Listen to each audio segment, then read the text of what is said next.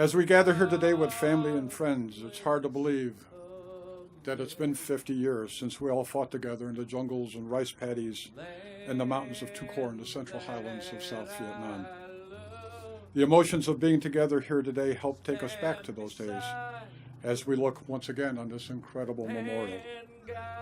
Everyone here needs to remember that this wall, this gash in the ground, not only honors those who were lost, but it also honors all of us who are served. For this is our Vietnam War Memorial. As we look at these polished marble panels, we can see the faces of all those who we are here to honor today. If you listen really hard, you can hear the whop, whop, whop of our much beloved Huey. You can smell the pop smoke.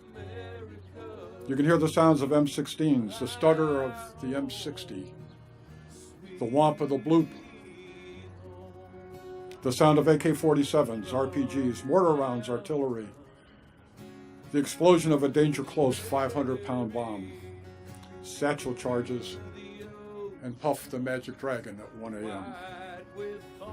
You can hear the shouts and screams of men in combat. You can smell the gunpowder and maybe even the blood.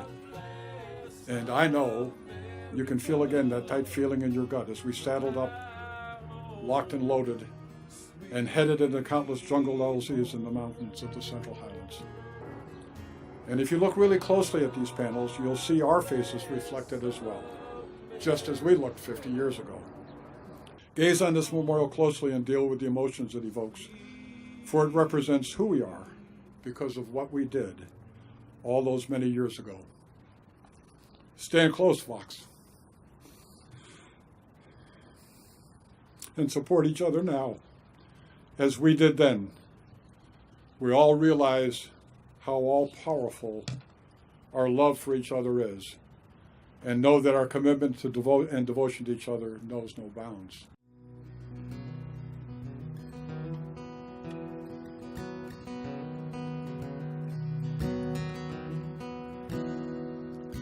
Brother, you were always there. Brother, you will always care. The bond was forged, the trail was blazed, where lives were saved and men were made. You're in my sights, I have your back, from jungle's rain to hell and back. It's a journey we never expected, and a war that we'll never forget. It's a bond between brothers we'll never forget. Forever I'll be in your debt. We're brothers the day that we met. Came back, we were not treated very well. We certainly weren't treated as heroes or even people who had done an honorable job. And it's because in those days the population in this country associated us with the government, and so it was our fault that we were in that nasty war.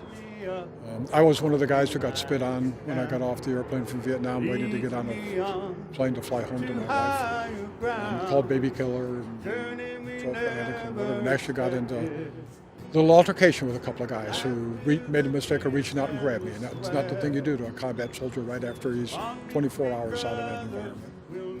So I think it's very important, and I think the country is beginning to learn that those of us who serve are not the ones who set the policy. We just carry it out to the best of our ability.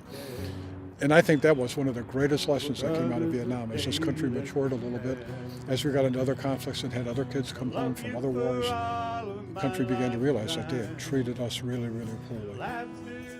And so they turned around and have treated the new kids with great respect and honor. And that's an incredible achievement for us to have been able to help that happen. And forever I'll be in your debt. We were brothers the day that we met. And forever I'll be in your debt. We were brothers the day that we met. I love you guys.